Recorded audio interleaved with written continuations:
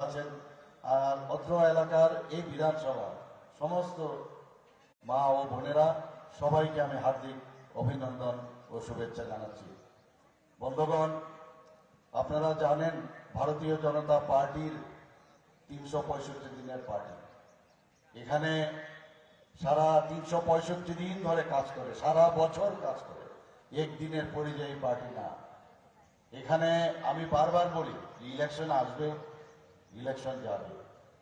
তা আমরা যেহেতু সবসময় মানুষের জন্য কাজ করি, তাহলে আমাদের তো কপালে চিন্তার ভাঁজ কেন আসবে? এখানে অনেক পরিযায়ী পার্টি আসছে, এখন দেখা যায় আপনারা তো এয়ারপোর্টের সাথেই আছেন, দেখেছেন কিভাবে আসে। আর রাতে নানা রকম ফ্ল্যাগ এখানে পুঁতে দেন, লোক তো নেই, ভাড়া করা কিছু লোক দিয়ে এখানে পথ করছে ফ্ল্যাগ পুঁতে দেওয়া। কিন্তু আমরা ভারতীয় জনতা পার্টির সেবাই সম্ভব। আমরা সেবা ছাড়া মানুষকে সঙ্গে নিয়ে চলার যে রীতিনীতি আমাদের পার্টি, পণ্ডিত দীনদয়ালজি যেভাবে আমাদের শিখিয়েছেন আমাদের অন্তিম ব্যক্তির জন্য, সেই দিশায় আমরা কাজ করি। আমাদের ডক্টর শ্যামাপ্রসাদ মুখার্জির মতো ব্যক্তিত্ব আমাদের, যে আমাদের পূর্বসূরি জনসংঘের উনি প্রথম সভাপতি ছিলেন, এই ধরনের লিজেন্ড ব্যক্তিদের আমাদের পার্টি। বর্তমানে আমাদের যশস্বী প্রধানমন্ত্রী নরেন্দ্র মোদীজি যে একটাই স্লোগান ওনার, যে সবকে সাথ, সবকা সাথ, সবকা বিকাশ, বিশ্বাস আর তার প্রয়াস। এই ধরনের স্লোগান তো আমরা কোনোদিন শুনিনি বন্ধুগণ।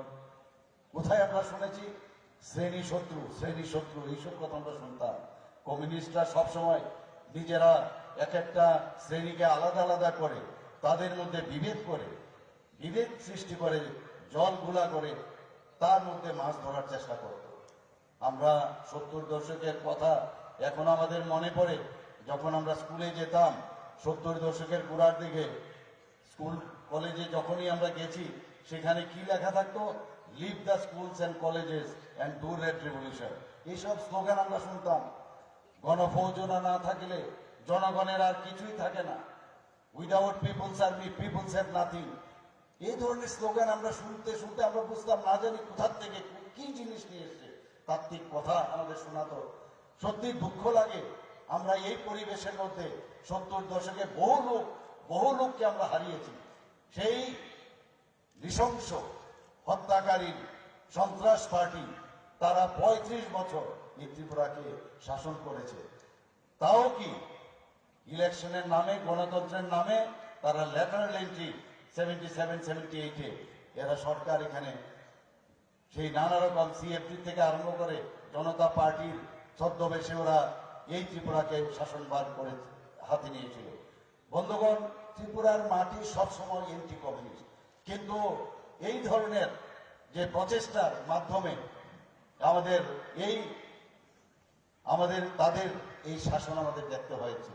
আবার আমরা দেখলাম 1993-তে আবার সে একই কায়দায় মাঝখানে 88-এ মানুষ চেয়েছিল যে একটা পরিবর্তন হোক। কারণ কমিউনিস্টদের কোনো অবস্থায়, যাদের মানসিকতা স্টেলিনের চিন্তা ভাবনায় চলে, মৃত ব্যক্তির উপর দিয়ে যাদের রাজনীতি, মৃত দেহের উপর দিয়ে যাদের রাজনীতি, মানুষ তাদেরকে কোনো অবস্থায় সমর্থন জানাবে না।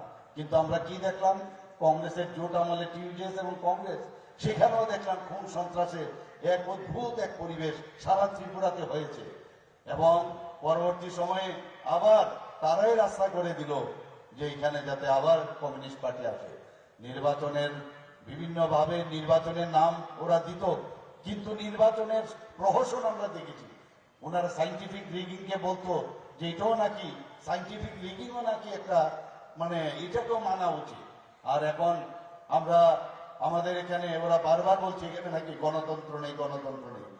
ত্রিপুরাতে যদি সত্যিকারের কোনো রকম গণতন্ত্রের মাধ্যমে কমিউনিস্টকে উৎখাত করে সারা ভারতবর্ষের মধ্যে এইরকম দৃষ্টান্ত আমাদের যশস্বী প্রধানমন্ত্রী নরেন্দ্র মোদীজি যেভাবে আমাদেরকে এই অপশাসন থেকে মুক্তি দিয়েছে, সেটা মতো ইতিহাসে লেখা থাকবে।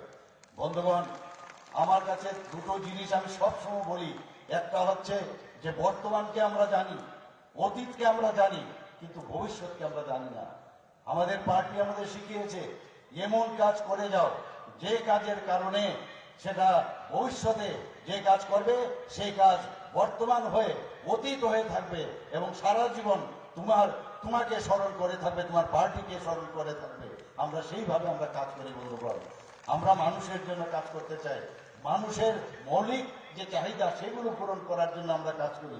আমাদের যশস্বী প্রধানমন্ত্রী এবং আমাদের শ্রদ্ধেয় রাজনাথ সিংজি থেকে আরম্ভ করে সমস্ত কেন্দ্রীয় নেতৃত্বরা, আমাদের অমিত শাহজি থেকে আরম্ভ করে সবাই এত পরিশ্রম করে সারা দিন মানুষের কথা চিন্তা করে, মানুষের গরিব মানুষদের কিভাবে উন্নত মানের করা যায়, তাদেরকে কিভাবে তাদের আর্থিক মান উন্নয়ন করা যায় সেইভাবে চেষ্টা চলে। এখানে কৃষকদেরই বলুন, সেখানে গরিব মানুষদের কথাই বলুন, কৃষি ক্ষেত্রেই বলুন, খেলাধুলার ক্ষেত্রেই বলুন, এগ্রিকালচারের বিষয়ে বলুন, আপনি সব ক্ষেত্রে যাতায়াতের কথাই বলুন, সব দিকেই উন্নয়ন ছাড়া আর কোনো কথা নেই। দেশকে আজকে ৭৫ বছর আমাদের দেশ স্বাধীন হয়েছে, আমরা এর মধ্যে আমরা দেখলাম দেশকে কিভাবে এগিয়ে নিয়ে যেতে হয় সেটা প্রধানমন্ত্রী নরেন্দ্র মোদীজি আমাদের দেখিয়েছেন। আমরা এতদিন ধরে কমিউনিস্টদের যে নাস্তিক, ওরা ভগবান বিশ্বাস করে না, একটা নাস্তিক পরিবেশ এতদিন ধরে এই ত্রিপুরার মধ্যে ওরা সেই সৃষ্টি করেছিল। পশ্চিমবঙ্গে আমরা দেখেছি ভগবান ওরা বিশ্বাসই করে না। সেই নাস্তিক থেকে আমরা এই ভারতীয় জনতা পার্টি আসার পর আমরা আস্তিক পরিবেশ আমরা তৈরি করেছি। একমাত্র সেটা সম্ভব হয়েছে ভারতীয় জনতা পার্টির নেতৃত্বাধীন এখানে সরকার থাকাতে। ওরা নিজেরা বলে যে আমরা ধর্ম বিশ্বাস করি না, ভগবান বিশ্বাস করি না, আর আমরা ভগবানকে বিশ্বাস করি। ভগবান ছাড়া আমরা যে ধর্মেরই হোক, আমরা সব ধর্মের সব তাদের সম্মান জানিয়ে আমরা সেই ধর্মের গুরুকে আমরা সম্মান জানাই, আমাদের দেব দেবতাকে সম্মান জানাই। এইরকম একটা পরিবেশের মধ্যে আমরা সমাজ পরিবর্তনের মাধ্যমে আমরা সরকারে থাকতে চাই। আমরা শুধু সত্তায় থাকার জন্য সরকারে আমরা থাকতে চাই না। বন্ধুগণ, আমি যেখানে যাই মানুষের মধ্যে চেহারাতে দেখা যায় এত সুন্দর চেহারা যে মানুষের মধ্যে একটা ফিল গুড এই বিষয়টা চলে এসেছে। আমরা এখানে আজকে ন্যাশনাল হাইওয়ে যদি কথা বলি, ত্রিপুরাতে 6টা ন্যাশনাল হাইওয়ে কাজ চলছে, প্রায় অনেকগুলো কমপ্লিট, আরো 7টা ন্যাশনাল হাইওয়ে এখানে হতে যাচ্ছে। তার জন্য মঞ্জুরি দেওয়া হয়েছে। 4টা রোপওয়ে মঞ্জুরি দিয়েছে, 10,222 কোটি টাকা মঞ্জুরি দিয়েছে। আমাদের NH-08 যেটা আমাদের লাইফ লাইন, সেটাকে 4 লেন করা হবে। আমি যখন গুয়াহাটিতে গেলাম সেখানে বলার পর আমাদের কেন্দ্রীয় মন্ত্রী নীতিন গডকরিজি সাথে সাথে আমাদের প্রধানমন্ত্রী নরেন্দ্র মোদীজি যেটা বলেছেন অ্যাক্টিভ পলিসি, সেটাকে মাথায় রেখে উনি বললেন যে সেটা 4 লেন হবে। সেই আমাদের চোরাইবাড়ির থেকে আগরতলা পর্যন্ত আমাদের সেই 4 লেনের রাস্তা হয়ে যাবে। অদ্ভুত, আমরা যখনই আমাদের মাননীয় কেন্দ্রীয় মন্ত্রীদের কাছে আমরা যখনই যাই হাত খুলে আমাদের সাহায্য করে। রাজনাথজি আমাদের সামনে বসে আছেন, আমি কয়েকবার ওনার কাছে গেছি, বলেন যা বলবেন আপনারা আসুন, কি লাগবে। ত্রিপুরার জন্য আলাদা একটা চিন্তা ভাবনা এখানে আছে। আমরা যখনই যে কোনো, আমি কিছুদিন আগে আপনি দেখেছেন এভিয়েশন মিনিস্টারের কাছে গেছি, আমাদের যে আন্তর্জাতিক বিমানবন্দর সেটা হতে যাচ্ছে, প্রথম যে ফ্লাইট এখান থেকে বাংলাদেশ যাবে, চিটাগাং যাবে, সেটাও আপনারাই দেখবেন, আপনাদের ক্ষেত্র থেকে এখানে সেটা উঠবে। তো আন্তর্জাতিক মানের আমরা ক্রোকোডাইল টিয়ার আমরা দেখেছি, কুম্ভীরাস্ত্র আমরা দেখেছি। এতদিন মহারাজা বীর বিক্রম কিশোর, মানিক্য বাহাদুর, খালি ওরা বলতো খুন্ডাসা করে রেখেছিল মানিক্য ডাইনেস্টিকে। আমরা ওনাদের সম্মান দিয়েছি মানিক্য ডাইনেস্টিকে। উনার নামে প্রধানমন্ত্রী নরেন্দ্র মোদীজি এসে এই সিঙ্গারবিল এয়ারপোর্ট, পরে যেটা আগরতলা এয়ারপোর্ট হয়েছে, সেটাকে মহারাজা বীর বিক্রম কিশোর এয়ারপোর্ট নামে আর ইন্টারন্যাশনাল এয়ারপোর্ট নামে নামাঙ্কিত আমরা করেছি। বন্ধুগণ, আমরা আমাদের মধ্যে সবসময় আমরা চাই যে সমস্ত জনজাতিকে নিয়ে আমরা চলা, আমরা জনজাতিকে সম্মান দিই। আপনারা দেখেছেন 5জন পদ্মশ্রী, এর মধ্যে 2জন পেয়েছে কিছুদিন আগে। আমাদের প্রধানমন্ত্রী নরেন্দ্র মোদীজি যখনই এসছে 5জন জনজাতি আমাদের যারা বিভিন্ন ক্ষেত্রে নাম করেছে তাদেরকে পদ্মশ্রী উপাধি দিয়েছে। কে দিয়েছিল? এর আগে তো কোনোদিন জনজাতিদের চিন্তা করেনি। আজকে আমি যেটা এখানে আমরা প্রায়শই যে আমাদের যে কোনো জায়গায় আমরা যাই, আমরা বুনন শিল্পে তারা যেন উন্নত করতে হয়, যে আমরা গলায় যেটা করি সেটা সব জায়গার মধ্যে আমরা তার উন্নতির জন্য আমরা কাজ করছি। বন্ধুগণ, আপনারা দেখেছেন আমাদের SHG গ্রুপের মাত্র 2018 আগে 4100 মাত্র ছিল, সেই জায়গায় দাঁড়িয়ে এখন প্রায় 10 গুণ 12 গুণ বেড়ে গেছে। রিভলভিং ফান্ড আমরা দিচ্ছি, সেখানেও প্রায় 12 গুণ আমরা বেড়েছি। আমাদের মহিলাদের 33% ওনাদের জন্য আমরা এই সমস্ত যে সরকারি চাকরি হবে সেখানে আমরা তাদের সংরক্ষিত করে দিচ্ছি। ত্রিপুরাতে সমস্ত 8টা আমাদের ডিস্ট্রিক্ট আছে, 7টা ডিস্ট্রিক্টের মধ্যে মহিলাদের দ্বারা, সম্পূর্ণ মহিলা দ্বারা পরিচালিত আমরা আমরা আমরা যে স্টেশন, পুলিশ স্টেশন, সেগুলো আমরা করেছি। যতগুলো পুলিশ স্টেশন আছে তার মধ্যে মহিলাদের যাতে সুরক্ষিত থাকে তার জন্য আমরা মে আই হেল্প ইউ করে সেখানে আমরা হেল্প ডেস্ক আমরা তৈরি করেছি। আমরা চাই মহিলারা যেন আমাদের ত্রিপুরাতে সুরক্ষিত থাকে। বন্ধুগণ, আপনারা খুশি হবেন, ত্রিপুরাতে কোন পার্টি আজ পর্যন্ত 12 জন, এই বছর 12 জন মহিলাকে এবার মনোনীত প্রার্থী হিসাবে ভারতীয় জনতা পার্টির থেকে ঘোষণা দিয়েছে। বন্ধুগণ, এর জন্য একটা হাততালি তো নিশ্চয়ই হওয়া উচিত, বড় একটা হাততালি হওয়া উচিত। কোনোদিন আর কোনো পার্টি আজ পর্যন্ত ত্রিপুরাতে করেনি। আমরা বন্ধুগণ, এর মধ্যে সরকারি কর্মচারীদের কিভাবে ওদেরকে দাবিয়ে রাখা হয়েছিল, সেখানে আমরা 7th পে কমিশন আমরা আমাদের ভিশন ডকুমেন্টে বলেছিলাম, সেটা আমরা করেছি।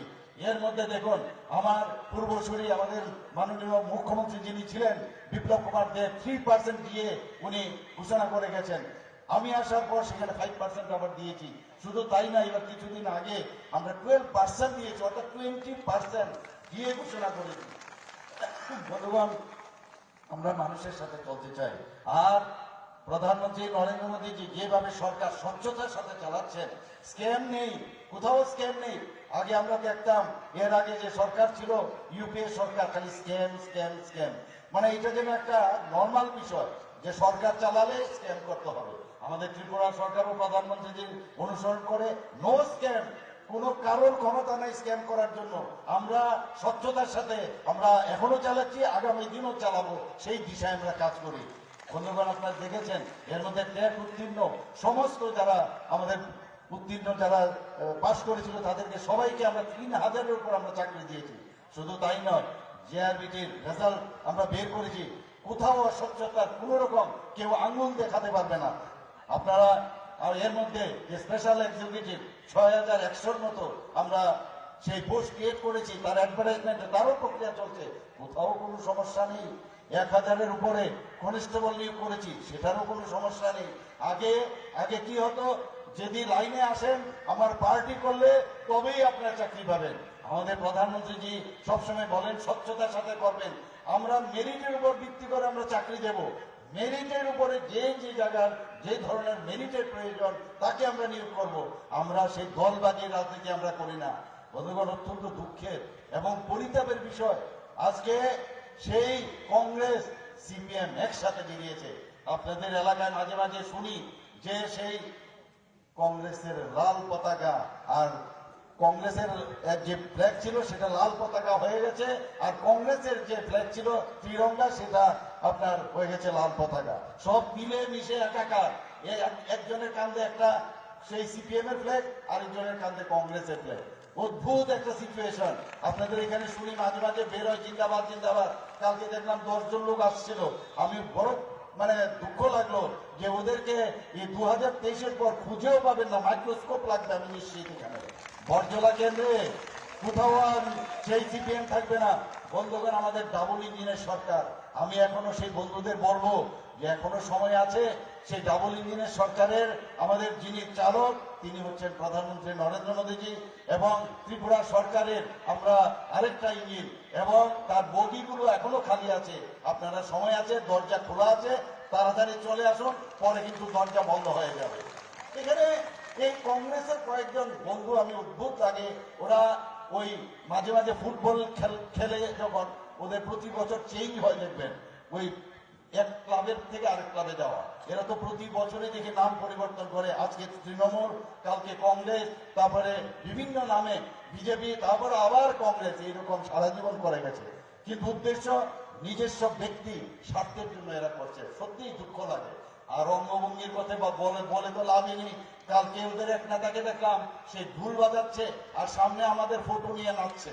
আমি ওদেরকে বলবো এখনো যে আপনারা যে চোখ টিপে রাজনীতি করেন, অভিনয় করেন, চলে যান। কোথায় যাবেন? বোম্বেতে অনেক পোস্ট খালি আছে নাট্যকারদের, ওখানে গেলে তাড়াতাড়ি আপনারা চান্স পেয়ে যাবেন। হয়ে গেছে, এখানে আর হবে না, এখানে আর চলবে না এগুলো। বন্ধুগণ, আমি ওনাদের উদ্দেশ্যে বলবো, আপনারা কোন মুখে আপনারা এই যাদেরকে অত্যাচার করেছে, তাদেরকে ধর্ষণ করেছে, মা বোনদের যাদের বাড়িতে অগ্নিসংযোগ করেছে, নির্বাচন সন্ত্রাস করেছে, খুন করেছে, তাদের বাড়িতে গিয়ে কি বলবেন? কাদের সাথে হাত মিলিয়েছেন আপনারা? অদ্ভুত এক সিচুয়েশন। আমাদের জন্য ভালো হয়েছে, মানুষ ওদেরকে পরিত্যাগ করবে সারা জীবনের জন্য। অনেক সাংবাদিক বন্ধু আমাকে জিজ্ঞেস করেন যে এই যে অ্যালায়েন্স হয়েছে, আমি তো বলি আনহোলি অ্যালায়েন্স, এবং আমাদের পথ মসৃণ হয়েছে, আমাদের খুব ভালো হয়েছে এই অ্যালায়েন্স হয়েছে। বন্ধুগণ, আমরা শুধু এখানে ডেভেলপমেন্টের প্রতি কথা বলি, এরা এইসব নিয়ে ব্যস্ত আছে। আমাদের এখানে যে রেল গাড়ি, আমাদের রেল লাইন, ব্রড গেজের রেল লাইন সাবরুম পর্যন্ত পৌঁছে গেছে। আমাদের রেল লাইন সারা ভারতবর্ষের বিভিন্ন প্রদেশে যায়, আমরা এই নিয়ে ব্যস্ত। রাজধানী এক্সপ্রেস, কাঞ্চনজঙ্ঘা এক্সপ্রেস, এইসব নিয়ে ব্যস্ত, ওরা অ্যালায়েন্স নিয়ে ব্যস্ত। এখানে মোথা নামে আরেকটা পার্টি অদ্ভুত বলছে যে এখানে গ্রেটার ত্রিপুরাল্যান্ড। আগে তো বলুন, গ্রেটার ত্রিপুরাল্যান্ডের বাউন্ডারিটা কোন জায়গায়? মানচিত্রটা নিয়ে আসুন আগে। কোথায় আপনি শেষ করবেন? একবার বলছেন বাংলাদেশে, একবার বলছেন আসামে, একবার বলছেন মিজোরামে। আমি জানি না এখানে আসাম থেকে আমার মাননীয় বিধায়ক এবং অন্যান্য বন্ধুরা এসছেন, আপনাদের এখানে জায়গা দেবেন? ওদেরকে জায়গা দেবেন? অদ্ভুত এক পরিস্থিতি সৃষ্টি করে মানুষকে ভুল বুঝে, আমাদের জনজাতি যারা মা বোনেরা আছেন তাদেরকে ভুল বুঝে প্রতি 5 বছর অন্তর অন্তর এই লোকাল পার্টির উদ্ভব হয়।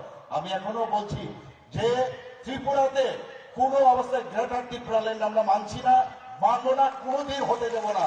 শুধু মুখের এই বাসে আজকেই শেষ, আর হবে না। আর বেশি দিন নাই বন্ধুগণ। ভারতীয় জনতা পার্টির পতাকা তলে সবার আসতে হবে। আমাদের কাছে অনেক নেতা আমাদের দলে এসেছিল, চলে গেছে, এখন আবার আসছে।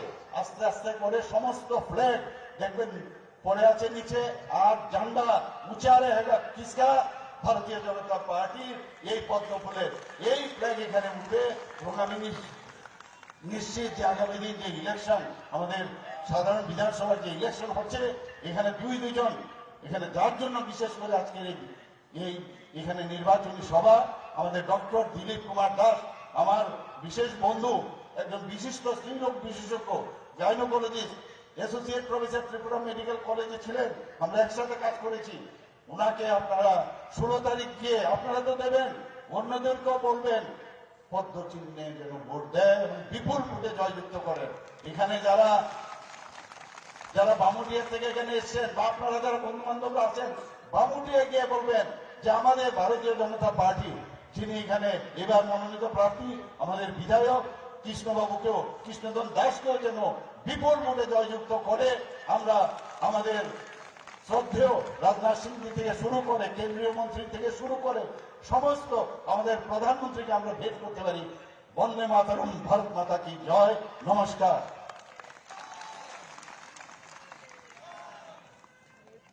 অসংখ্য ধন্যবাদ এই রাজ্যের মাননীয় মুখ্যমন্ত্রী প্রফেসর ডক্টর মানিক সাহা মহোদয়কে। একটি বিশেষ সংবাদ রয়েছে। আপনারা সকলে জানেন সিপিআইএম এবং কংগ্রেসের যে অশুভ জোট, এই জোটকে মেনে নিতে পারেননি দুইজন বরিষ্ঠ কংগ্রেস নেতা। একজন হলো দিলীপ কুমার ঘোষ, আরেকজন শ্রী সুশীল রায়। উনি আজ কংগ্রেসের সমস্ত পদ থেকে এবং কংগ্রেস থেকে ত্যাগ করে ভারতের প্রতিরক্ষা মন্ত্রী আদরণীয় শ্রী রাজনাথ সিংজির হাত ধরে ভারতীয় জনতা পার্টিতে যোগদান করছেন।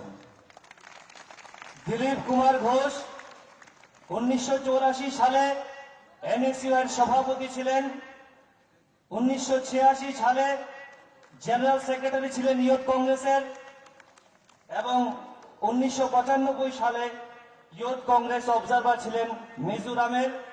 প্রদেশ কংগ্রেস কমিটির সদস্য, প্রদেশ কংগ্রেস কমিটির ওবিসির চেয়ারম্যান, এবং 2018 সালে মোহনপুর থেকে কংগ্রেসের ক্যান্ডিডেট ছিলেন সেই দিলীপ কুমার ঘোষ আজ বিশ্বের সর্ববৃহৎ রাজনৈতিক দল ভারতীয় জনতা পার্টিতে সামিল হচ্ছেন। আরেকজন শ্রী সুশীল রায়, রিটায়ার্ড টিচার এবং একনিষ্ঠ কংগ্রেস কার্যকর্তা এবং একজন সমাজসেবী, উনিও এই কংগ্রেস সিপিএম এর যে অশুভ জোট, এই জোটকে প্রত্যাখ্যান করেছেন এবং দেশের যশস্বী প্রধানমন্ত্রী শ্রী নরেন্দ্র মোদীজির যে উন্নয়ন, এই উন্নয়ন উনি সামিল হচ্ছেন। উনি আজ বিজেপিতে যোগদান করছেন। ওনাকে আমরা ভারতীয় জনতা পার্টি পরিবারের পক্ষ থেকে হার্দিক স্বাগতম এবং ওয়েলকাম জানাচ্ছি। আমি আজকের যিনি প্রধান বক্তা তথা ভারতবর্ষের যিনি প্রতিরক্ষা মন্ত্রী এবং ভারতীয় জনতা পার্টির যিনি পূর্ব রাষ্ট্রীয় অধ্যক্ষ শ্রী রাজনাথ সিং জি মহোদয়কে আহ্বান রাখবো আপনাদের সকলকে সম্বোধন করার জন্য।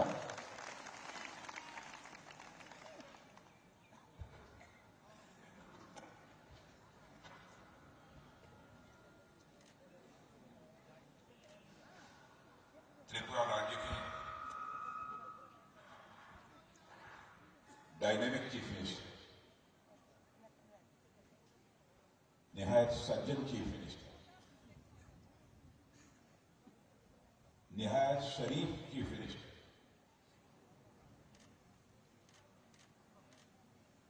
और जो कहते हैं वो करने वाले चीफ मिनिस्टर,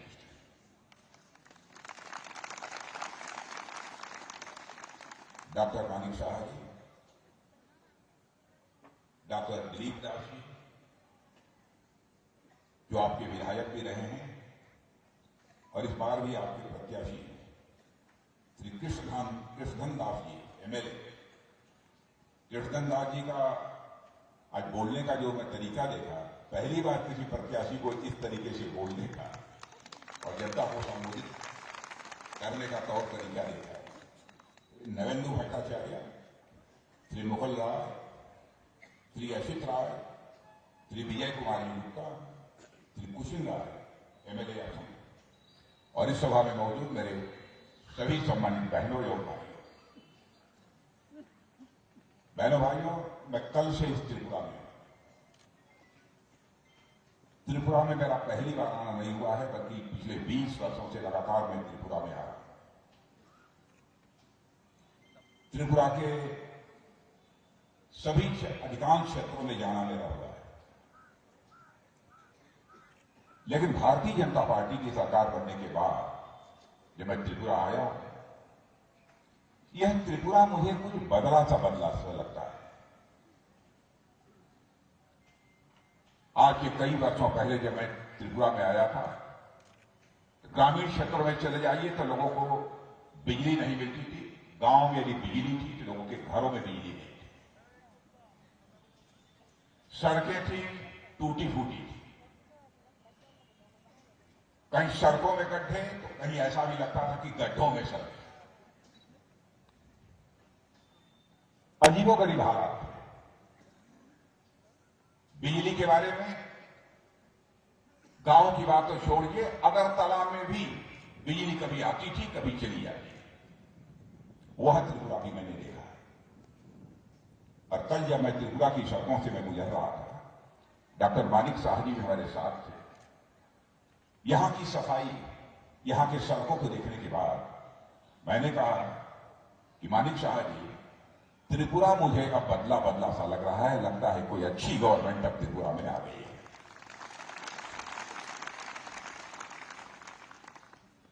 गुड गवर्नेंस देने वाली, अच्छी सरकार देने वाली यदि कोई राजनीतिक पार्टी सत्ता में आती है, स्वाभाविक रूप से उसको परिवर्तन दिखने लगता है।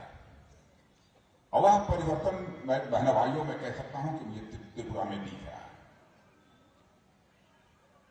पहले वाली अब वो स्थिति नहीं है। त्रिपुरा का कैसे विकास हुआ है, कितना विकास हुआ है, इसके बारे में बहुत विस्तार में आपको डॉक्टर मानिक शाह जी ने बताया है। अब तो मैं देख रहा हूं कि सड़कों का निर्माण जितनी तेजी के साथ हो रहा है, केवल त्रिपुरा नहीं बल्कि हमारे प्रधानमंत्री का संकल्प है पूरे नॉर्थ ईस्ट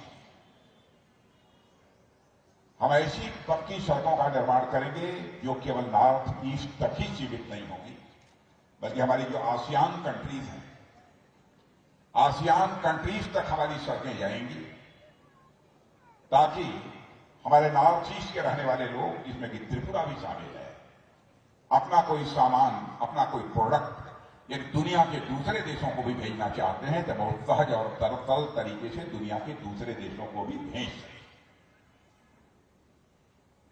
कनेक्टिविटी से कितना बड़ा लाभ होता है, इसकी कल्पना नहीं की जा सकती। बहनों भाइयों, जिस भी क्षेत्र में, जिस राज्य में, जिस प्रदेश में, जिस देश में कनेक्टिविटी माने आवागमन की सुविधा यदि बढ़ जाती है तो उस क्षेत्र के, उस राज्य के, उस देश के विकास को दुनिया की कोई ताकत नहीं रोक सकती। और हमारे प्रधानमंत्री ने आने के बाद यही फैसला किया, हम कनेक्टिविटी को बढ़ाएंगे, चाहे वह हाईवेज हो, चाहे वह रेलवेज हो, चाहे वो इंटरनेट वेज हो, चाहे एयरपोर्ट हो। आपने देखा होगा कि अब इंटरनेट की सुविधा त्रिपुरा में सबको उपलब्ध हो गई। एयरपोर्ट, इंटरनेशनल एयरपोर्ट बनकर तैयार हो गया त्रिपुरा में। आज के कुछ वर्षों पहले तो कोई यह कल्पना भी नहीं करता था कि त्रिपुरा में भी इंटरनेशनल एयरपोर्ट हो। अब यहां से आप कहीं भी जा सकते हैं, ऐसी मुकम्मल व्यवस्था हो गई। हमारे प्रधानमंत्री ने तो कहा था कि सचमुच हीरा इस नॉर्थ ईस्ट को मिला है। हीरा मतलब HIRA, यस से हाईवे, आई से इंटरनेट वे, आर से रोडवे और रेलवे, और ए से एयर। नॉर्थ ईस्ट को यह हीरा मिल गया है, यह हमारे प्रधानमंत्री ने कहा। और बहनों भाइयों, वह भी मैंने त्रिपुरा देखा है जबकि उग्रवाद, आतंकवाद के कारण एक दहशत का माहौल है। शाम को 5, साढ़े 5, 6 बजे लोग अपने घरों में दुबक जाते थे। इस त्रिपुरा के कुछ क्षेत्रों में जाकर वह समय भी हमने देखा है।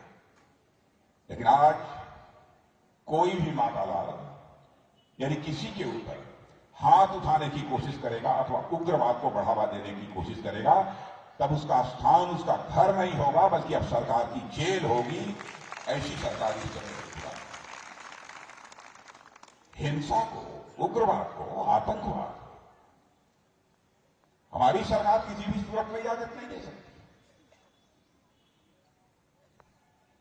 किसी भी राज्य अथवा किसी देश के विकास की पहली शर्त होती है उस राज्य अथवा देश में सुरक्षा व्यवस्था चाक चौबंद होना, लॉ एंड ऑर्डर की सिचुएशन का दुरुस्त होना, कानून और व्यवस्था के हालात का ठीक होना। और जितनी मुझे जानकारी है, मैं कह सकता हूं कि त्रिपुरा में कानून और व्यवस्था के हालात पहले से बहनों भाइयों बेहतर है। और मैं याद दिलाना चाहता हूं कि 2018 में हम लोगों ने नारा दिया था, चलो पलटाई। कल मुझसे एक प्रेस के मित्र पूछ रहे थे कि साहब 2018 में आप लोगों ने नारा दिया था चलो पलटाई, तो त्रिपुरा की जनता ने तो उस समय की CPM सरकार को पलट दिया, आपकी सरकार बना दी। इस बार यदि आपको नारा देना होगा तो आप क्या दें? तो मैंने कहा कि 2018 में हमने नारा दिया था चलो पलटाई, तो त्रिपुरा की जनता ने CPM की सरकार को पलट दिया, भारतीय जनता पार्टी की सरकार को बना दिया। 5 वर्षों में जिस तरीके से सरकार भारतीय जनता पार्टी की चली है, चाहे वो विप्लव देव जी हों, चाहे आज डॉक्टर मानिक साह जी हों, जिस तरीके से सरकार चलाई, इसे ही सुशासन कहते हैं, इसे ही गुड गवर्नेंस कहते हैं। तो मैंने कहा उस समय नारा दिया था चलो पलटाई, आज मैं नारा दे रहा हूं चलो सुशासन को मजबूत बनाए और अधिक बेहतर गुड गवर्नेंस कैसे हो सकता है, इस संकल्प को लेकर हम लोगों को आगे बढ़ने की जरूरत है। और डॉक्टर मानिक साह जैसा मुख्यमंत्री, विप्लव दास ने भी बहुत अच्छा काम किया था। इसीलिए पार्टी ने फैसला किया कि विप्लव दास यंग हैं, डायनेमिक हैं, चीफ मिनिस्टर के रूप में काम करके उन्होंने दिखा दिया है कि कैसे सरकार चलाई जाती है। और भारतीय जनता पार्टी इतनी बड़ी पार्टी है, उसमें बराबर नए यंग ब्लड की, नौजवानों की जरूरत पड़ती है देश में। अब भाई तुम चलो केंद्र में, अब यहां की जिम्मेदारी डॉक्टर मानिक साह जी संभालेंगे। और आपने देखा कि संसद के सर्वोच्च सदन में विप्लव दास को, इस त्रिपुरा के मिट्टी के लाल विप्लव दास को उठाकर राज्यसभा का सदस्य भारतीय जनता पार्टी ने बना दिया। और यहां के शासन की बात दो, डॉक्टर मानिक साह जैसे निहायत सज्जन, शरीफ, पढ़े लिखे, डूअर करने वाले व्यक्ति के हाथों में शासन की बागडोर सौंप। दूसरी राजनीतिक पार्टियों में इतने सहज और सरल तरीके से संभव नहीं है। दूसरी राजनीतिक पार्टी में ये करना हो तो वह पार्टी टूट जाएगी, खंड खंड हो जाएगी। आपने देखा यहां पर सीपीएम का एक बार मुख्यमंत्री बन गया तो बन गया, उसको बदलना किसी के पास का नहीं होता। भारतीय जनता पार्टी हिंदुस्तान की अनुशासित पार्टी, डिसिप्लिन पार्टी, इसलिए यह संभव हुआ। और हमारी गवर्नमेंट ने क्या किया है देश में, त्रिपुरा के लिए क्या किया है, यानी त्रिपुरा के लिए अथवा देश के लिए हमारी सरकार ने, हमारे प्रधानमंत्री ने किया है। हमने आपके ऊपर कोई एहसान नहीं किया है, यह हमारा फर्ज था। आपने यह जिम्मेदारी हम लोगों के कंधों पर दी थी सरकार बनाने की, हम उस फर्ज को पूरा कर रहे हैं। आपके प्रति शासन में होने के कारण जो हमारी जिम्मेदारी बनती है, उस जिम्मेदारी का हम निर्वाह कर रहे हैं। हमने कोई एहसान नहीं किया आपके। आज हिंदुस्तान का कोई व्यक्ति यह नहीं कह सकता है कि उसकी भूख के कारण मौत हो गई। 2014 के पहले समाचार पत्रों में इस प्रकार की भी घटनाएं सुनने को मिलती थी, भोजन न मिलने के कारण फला परिवार के 4 लोगों ने दम तोड़ दिया। बहनों भाइयों, अब एक भी घटना हिंदुस्तान में जी आपको सुनने को अथवा देखने को मिलेगी। इतना बड़ा देश, जनसंख्या में दुनिया का सबसे बड़ा देश होने जा रहा है हमारा यह भारत। 80 करोड़ लोगों को मुफ्त राशन दुनिया में ही कहीं मुहैया कराया जा रहा है, तब केवल और केवल हमारे और आपके देश भारत में मुहैया कराया जा रहा है। गैस सिलेंडर, गरीब परिवारों की माताएं और बहनें तो कभी कल्पना नहीं करती थी कि हमारे भी घर में कुकिंग गैस से, खाना बनाने वाले गैस से खाना पकेगा, गैस सिलेंडर हमारे घर में आएगा, इसी कभी कल्पना नहीं करती। मुफ्त में गैस सिलेंडर को मुहैया कराना हमारी सरकार ने प्रारंभ किया। कई ऐसे आवास, बड़ी संख्या में लोग इसी अगरतला में चले जाते आप, अगरतला में बहुत सारे ऐसे लोग थे कि छोटे छोटे टेंट लगाकर, मैंने बिल्कुल बोरे से, गंदे कपड़ों से बनाकर लोग सड़कों के किनारे पड़े रहते। हमारी सरकार ने फैसला किया, जो भारत का नागरिक है, जो भारत माता की कोख से ही पैदा हुआ है, अब वो खुले आसमान के नीचे नहीं सोएगा, बल्कि सरकार उसके लिए पक्का मकान मुहैया कराएगी। और यह काम करना यदि किस सरकार ने हिंदुस्तान में प्रारंभ किया है तो हमारी सरकार ने। यह हमारी सब कुछ छोटी मोटी उपलब्धियां नहीं है मेरे बहन भाई। भारतीय जनता पार्टी के चरित्र को आप समझते थे, इसीलिए 2018 के पहले जो भारतीय जनता पार्टी यहां जीरो थी, उसको 2018 में उस भारतीय जनता पार्टी को आपने हीरो बना दिया। सरकार चलाने के तरीके का प्रश्न जहां तक है, गवर्नेंस, यह मैं नहीं कह रहा, हिंदुस्तान की बहुत सारी ऐसी, दुनिया की बहुत सारी ऐसी एजेंसी हैं, इंटरनेशनल एजेंसी हैं, जो कि भिन्न भिन्न देशों में जो सरकारें चल रही हैं, वह सरकारें कैसी चल रही हैं, कैसा परफॉर्म कर रही हैं, इसका मूल्यांकन करती है। तो वह इंटरनेशनल एजेंसी ने जो मूल्यांकन किया है, उस मूल्यांकन के आधार पर यह कहा है कि हिंदुस्तान में जितनी भी राजनीतिक पार्टियां हैं, उनमें सबसे बेहतर सरकार चलाने वाली, यानी गुड गवर्नेंस देने वाली यदि कोई पॉलिटिकल पार्टी है तो हमारी और आपकी पार्टी है, भारतीय जनता पार्टी है। यह मैं नहीं कह रहा हूं, बल्कि उन्हें एजेंसियों ने कहा। यह हमारी पार्टी ऐसी पार्टी, मैं उदाहरण देना चाहूं तो कई दे सकता हूं। आप यहां पर आपने बहुत सरकारों की, सीपीएम सरकार की देख लिया, कांग्रेस की सरकार की देख लिया, ये कैसी सरकारें चलाती है और हम कैसी सरकारें चलाते हैं। अब है ना भाइयों, यहां तक सीपीएम और कांग्रेस का सवाल है। अब दोनों ने मान लिया है कि हम अकेले भारतीय जनता पार्टी को नहीं हरा सकते, इसलिए दोनों अब एक दूसरे से हाथ मिलाकर, कंधे से कंधा मिलाकर और चुनाव लड़ना चाहते हैं। यानी दोनों कैसी पार्टियां हैं, कितना मिलकर चलेंगी, कब तक चलेंगी, इस बात की कोई गारंटी नहीं कब तक चलेगी। मैं तो कहता हूं कि एक बांसी है, एक पार्टी बांसी है और एक सितारा है। बांसी यानी बंसी, सितारा माने सितार। एक बांसी ऐसी है जिसमें कई छेद हो गए हैं, राग निकलने की बात तो दूर, अब उसमें आवाज भी नहीं। एक सितारा तो ऐसा हो गया है कि इसके तार ही टूट गए हैं, अब उसमें भी राग की बात तो दूर, आवाज निकलना संभव नहीं है। ये हालत हो गई है सीपीएम और कांग्रेस की। अब वो भारतीय जनता पार्टी को हराने के लिए जनता की आंखों में धूल झोंक, यहां के हमारे सरकारी कर्मचारियों को कहते हैं हमारी सरकार आ जाएगी तो हम आपको ओल्ड पेंशन स्कीम, पुरानी पेंशन स्कीम हम लागू करेंगे। मैं सीपीएम के लोगों से पूछना चाहता हूं, केरल में आपकी सरकार है, आपने केरल में ओल्ड पेंशन स्कीम क्यों नहीं लागू किया है? सच्चाई यह है कि हेल्दी पॉलिटिक्स, स्वस्थ राजनीति से कहते हैं जनता की आंखों में धूल झोंक कर जो राजनीति करनी है।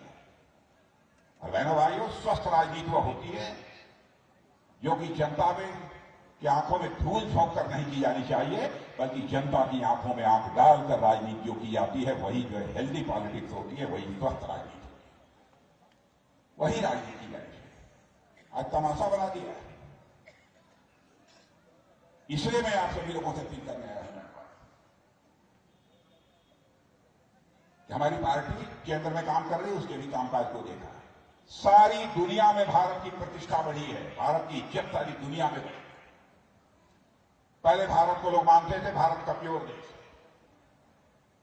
सारी दुनिया यह मानती है कि भारत अब दुनिया का ताकतवर देश बन चुका है, सारी दुनिया मानती है। आपने देखा पाकिस्तान के कुछ आतंकवादी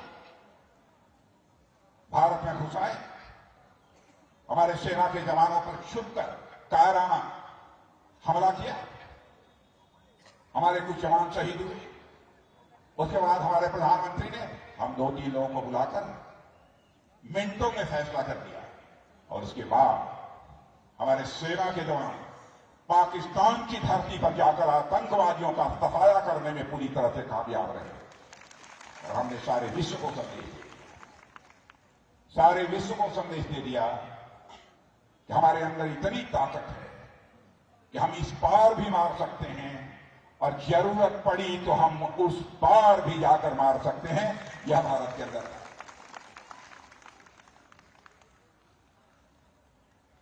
अब हमारा भारत यह कोई कमजोर भारत नहीं है। भारत का कद अब दुनिया में बहुत ही ऊंचा हो गया है।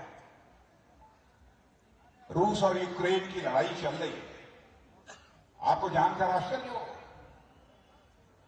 यूक्रेन में हमारे हजारों बच्चे भारत के रहने वाले जो मेडिकल इंजीनियरिंग की शिक्षा प्राप्त कर रहे हैं यूक्रेन में, वहां से वो निकलना चाहते थे क्योंकि वहां पर बमबारी हो रही, बड़ी संख्या में लोग मारे जा रहे। और यहां जो उनके माता पिता थे भारत में, वो कहते थे प्रधानमंत्री जी जल्दी से हमारे बच्चों को यूक्रेन से बाहर निकालिए। सवाल यह था बमबाजी बंद हो तब ना।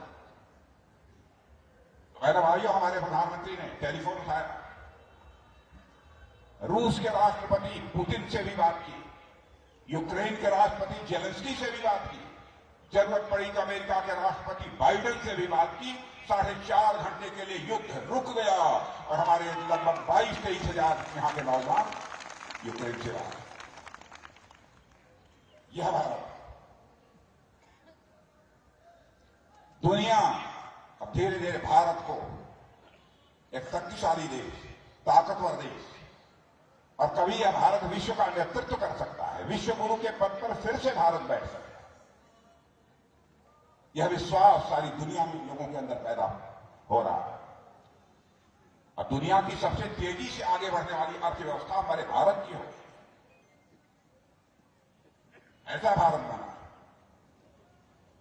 इसलिए मैं आप सभी लोगों से अपील करने आया हूं मेरे भाइयों कि भारतीय जनता पार्टी को आप सबका समर्थन प्राप्त होना चाहिए। भारतीय जनता पार्टी हिंदुस्तान को एक ऐसा देश बनाना चाहती है जिसमें कि कोई भूखा न सोए, ऐसा कोई व्यक्ति शेष न बचे जिसके हाथ यदि काम करना चाहता है तो उसके हाथों को काम न मिल जाए। सभी सम्मान पूर्वक अपनी जिंदगी जी सके, ऐसे भारत का निर्माण करना चाहिए। भारत कभी विश्व गुरु के पद पर आसीन था, इस भारत को हम फिर से विश्व गुरु के पद पर आसीन करना चाहते हैं। बैठेगा भारत फिर से विश्व गुरु के पद पर। इस विश्वास के साथ हम सब लोगों को आगे बढ़ना है। विकास यहां क्या हुआ है, कितना हुआ है, मैं समझता हूं मैं मुझसे बेहतर आप जानते हैं, और डॉक्टर मालिक साहब जी ने बहुत विस्तार में सारी चीजें आपके सामने रख दी है। इसलिए उन सब सारी चीजों की यहां पर इस समय चर्चा करने की कोई आवश्यकता नहीं है। कल से मैं आया हूं, ये हमारी चौथी सार्वजनिक सभा है जिसको कि मैं संबोधित कर रहा हूं। मैं लोगों से पूछ रहा था क्या हालात है यहां, तो लोगों ने बताया था बात तो पक्की है, भारतीय जनता पार्टी की सरकार बन रही है।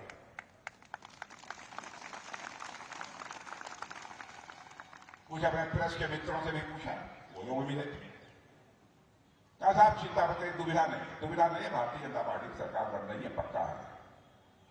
मैंने कहा कितना मिलेगा?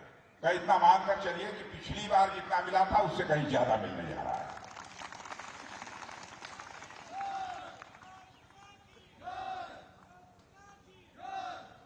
और मैंने भाइयों कल की एक सभा में मैंने कहा था कि त्रिपुरा में भारतीय जनता पार्टी को 50 सीटें यदि प्राप्त होंगी, 50 सीटें यदि प्राप्त होती हैं, मैं प्रधानमंत्री से अनुरोध करूंगा कि त्रिपुरा जनता का आभार व्यक्त करने के लिए स्वयं त्रिपुरा की एक बड़ी सभा में वह यहां पर मौजूद हों, आप सभी लोगों के सामने मैं उनसे आग्रह करूं।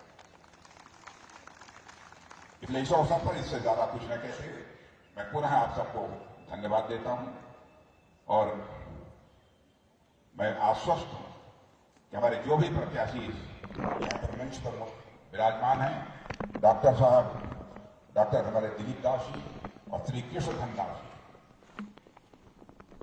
दोनों अच्छे वक्ता हैं, मैंने देखा है।